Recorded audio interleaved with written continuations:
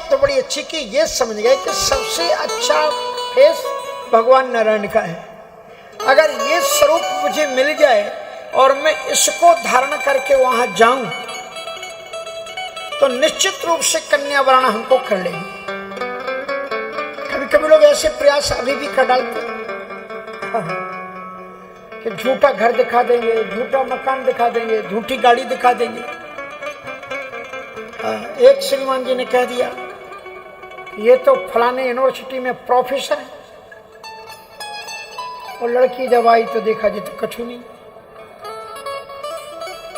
America के एक लड़के की शादी यहाँ इंडिया में कराई गई कि ये पुलिस ऑफिसर है, उसको आकर के पता लगा ये ऑफिसर नहीं, ये गार्ड है, ऑफिस के सामने खड़ा होता है। अब वो लड़की जब हम घर गए तो हमसे रोए, हमने कहा बेटा क्या करें। और ऐसी स्थिति कि उसका मोबाइल में उसको वो नहीं, तो हमने कहा देखो तुम्हारे घर का काम है, हम बीच में कुछ भी कर नहीं सकते, महात्मा का काम इधर उधर है नहीं, तुम्हारे माँ बाप को हम फोन कर देंगे, वो तुमको फोन कर लेंगे, तुम अपनी बात समझ लेंगे। तो हमने उसके माँ बाप को फोन किया इंडिया में कि आप अपनी बेटी से बात कर लो जो भी आवश्यक। सब जगह नहीं होता, कहीं कहीं पर, नहीं तो बहुत अच्छे परिवार है। नारद जी महाराज ने भगवान से कहा आप अपना वेश, ये नहीं सोचा कि यदि वो वेश दे देंगे और उसके बाद में जब वेश चला जाएगा तो फिर क्या होगा।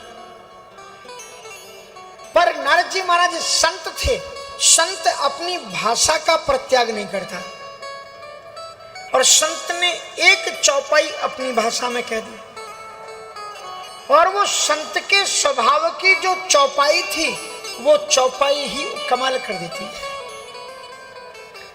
नारद जी महाराज भगवान से कहते हैं आपन रूप दे हो प्रभु मोही, आप अपना रूप मुझे दे दो जिससे मैं वर्णन कर सकूं। नारद जी महाराज को श्रीमद् भागवत में कहते हैं भक्ति पुत्र नारदा। महात्मे भक्ति महारानी ने नारद जी से कहा है ना कदाचित विमुंचामि चित्ते स्थास्यामि ते सदा, नारद जी मैं तुम्हें कभी छोड़ूंगी नहीं, मैं तुम्हारे दिल में सदैव बैठी रहूंगी। आज वो भक्ति महारानी बड़ी चिंतित हुई कि माया सिर पर सवार होकर के क्या क्या कहलवा रही। उस माया ने आग्रह, भक्ति महारानी ने आग्रह किया कि देखो तुम मेरे पुत्र नारद से क्या क्या कहलवा रही, तुम्हें थोड़ी भी भगवान के सामने नारद खड़े और क्या कहलवा रही, तुम्हें शर्म नहीं आती। माया ने कहा कि बहन मुझे क्षमा करना, मेरा उसमें कोई दोष नहीं है, ये तो जो भगवान का आदेश मैं वही कर रही। तो भक्ति महारानी ने कहा तुम भगवान की आज्ञा का पालन करो, लेकिन बहन होने के नाते एक मेरी मदद कर दो, एक चौपाई मुझे नारद की जीभ से बोल लेने दो, उसके बाद में तुम्हें जो बोलना हो तुम बोलते रहना। भक्ति महारानी ने कहा ठीक है, माया ने कहा ठीक है बोल लो, एक चौपाई में क्या होता, बाद में हम खोपड़ी पर चढ़ जाएंगे।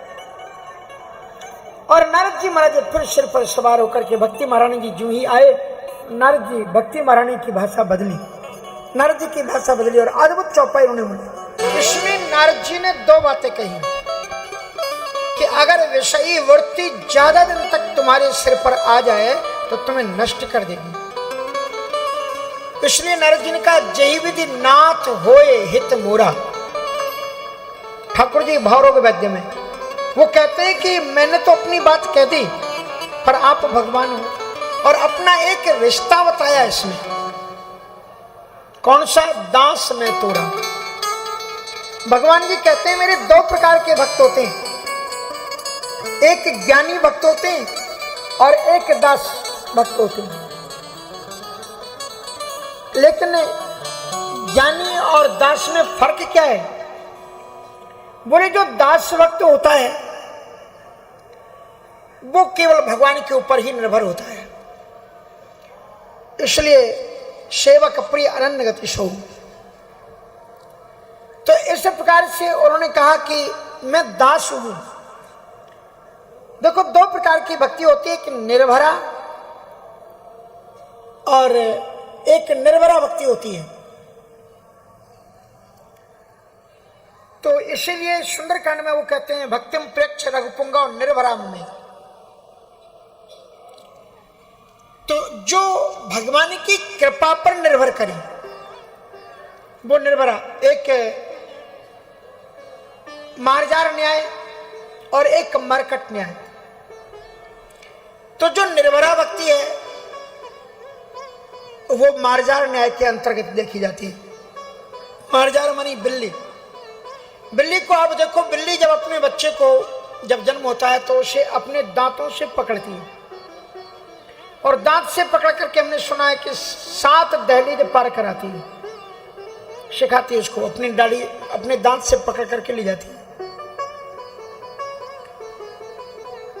और मरकट जो बंदरिया होती है वो बच्चे को नहीं पकड़ती, उसका बच्चा अपनी मां को पकड़ता है। इसलिए ये दोनों भक्ति में अंतर है।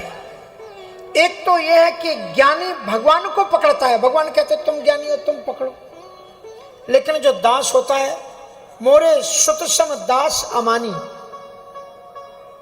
मोरे प्राण तनय सम ज्ञानी और बालक सुत सम दास अमानी। इसलिए ये जो भक्ति है, जो बच्चा, बिल्ली का बच्चा मां पर आश्रित होता है और जो बंदरिया का बच्चा है वो अपने आप पर निर्भर करता है। कई बार ऐसा होता है मां छलांग लगाती है और उसका बच्चा गिर भी जाता है। इसलिए एक निर्भरा भक्ति है और साधन साध्य, ये दोनों। तो नारद जी ने कहा कि बालक सुत सम दास अमानी। जैसे एक छोटा बच्चा है, पालने में सो रहा है, छोटा बच्चा आंगन में लिटा दिया है और वहीं से सर्प निकलता है, तो वो पालने में सोता हुआ छोटा सा खेलता हुआ बच्चा, वो जानता नहीं कुछ भी और सोता एक खिलौना है और खिलौना समझ करके उसकी ओर दौड़ता है। तो मां क्या करती है, दौड़ करके उस सर्प को पकड़ने से उसे बचा लेती है। अग्नि के अंगारे को चमकता हुआ देख करके आकर्षण में उसकी ओर खिसकता है, मां उससे बचा, कदम कदम पर मां उस पर नजर रखती है। लेकिन जो पढ़ने लिखने वाला सयाना बच्चा हो गया है, वो कहीं भी जाए, किसी भी जगह, उससे कोई परवाह नहीं होती। नारद जी ने कहा बालक में आपका करहु सुबेग दास में तोरा, और भगवान कहते हैं बालक सुत सम दास अमानी मोरे प्राण तनय। तो इसलिए ये जो निर्भरा भक्ति है उस भक्ति को बताते हैं। और नारद जी महाराज ने कहा जय विधि होए नाथ ए तुमरा करो सुबेग, जल्दी उसको कर दो। और तब भगवान जी ने, जब नारद जी ने ये कहा करो सुबेग जय विधि नाथ होए हित मोरा, तो भगवान ने मुस्कुरा करके कहा कि मैं हित तो करता ही नहीं हूं। तो नारद जी ने कहा मेरे बाप क्या कह रहे, आप हित नहीं करते तो अहित करते हो क्या? बोले मैं अहित भी नहीं करता। क्या करते? ना हित करता हूं ना अहित करता हूं। हित तो तुम्हारे संसार के लोग करते हैं, माता पिता मित्र बंधु तुम्हारा हित करते हैं, और अहित दुश्मन करते। तो भगवान क्या करते हैं, बोलो जही विधि हुई है परम हित, हित नहीं परम हित। माता पिता सोचते हैं कि बच्चे अच्छा पढ़ाई कर लेगा तो इसकी अच्छी नौकरी लगेगी, ये हित है। लेकिन सदगुरु सोचता है कि भगवान का मंत्र जपेगा उद्धार हो जाएगा, ये परम हित है। तो इसलिए जेहि विधि हुई है परम हित, नारद सुनहु तुम्हारी, सोई हम करवन आने कछु, बचन नाम ऋषा हमार। मैं हित नहीं, जेहि विधि हुई है परम हित। नारद सुनो, तो हे नारद जी तुम्हारा जिसमें परम हित होगा मैं अभी जल्दी उससे लेकर आऊं, और इसलिए सोई हम करवन, दूसरा मैं कुछ भी करने वाला नहीं। कुपथ मांग रुदि व्याकुल रोगी, लेकिन वैद्य न दे सुनो मुनि जोगी। अस्पताल में भर्ती मरीज, 500-700 शुगर, डॉक्टर साहब से कहते हैं डॉक्टर साहब आज एक गुलाब जामुन लिख दो, 2 गुलाब जामुन लिख दो, तो लिख देगा? कुपथ मांगे रोगी व्याकुल रोगी, रोग से व्याकुल रोगी कुपथ मांगता है, लेकिन क्या डॉक्टर उसको दे देता है? सचो वैद्य गुरु तीन जो प्रिय बोले भयास, अगर उसके हाँ में हाँ मिलाएंगे तो नाश हो जाएगा।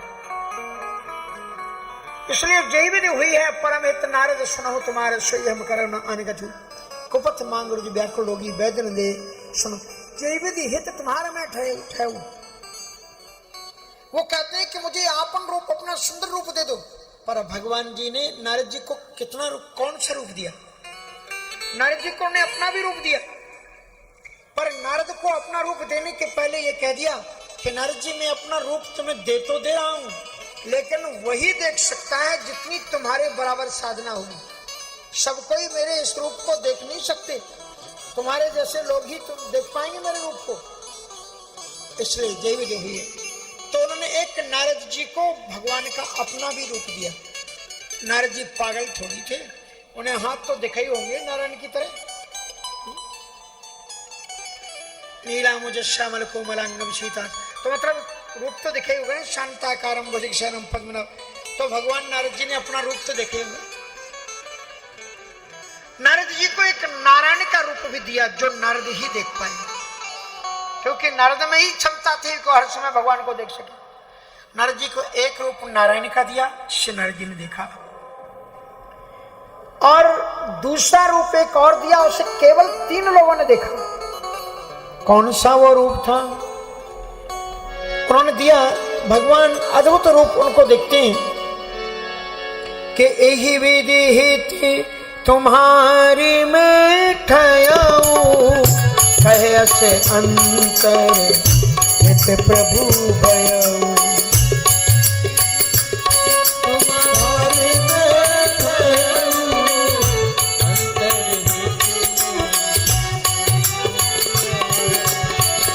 मुनि हित कारण कृपा निधाना, दीन को रूप जाए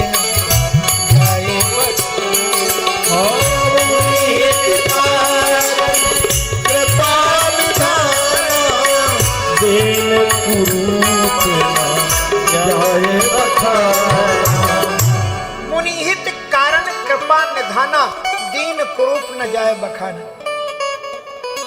हमारे रामानंद संप्रदाय में भी त्यागी संत होते हैं जो विभूति रमाते हैं, विभूति, और उनके अगर आप स्नान का वैसे देखो तो एकदम कंचन सोने की तरह चमकती हुई काया, और स्नान करने के बाद में गीली विभूति लेकर के अपने शरीर पर उसी गीले में ही लपेट लेते, एकदम चंद्रमा की तरह चमकने लग जाते हैं। क्यों इतना सुंदर शरीर राख क्यों लिपट लेते हैं? बोले भगवान कुरूप बनाए, उससे अच्छे पहले खुद ही कुरूप बन जाओ। सो भगवान शंकर जी तो रमते हैं, विभूति रमाते हैं, सो वो भी मुनियत कारण कृपा निधाना, दीन कुरूप न जाए बखाना। ऐसा कुरूप दिया कि जिसका वर्णन किया नहीं जा सकता था।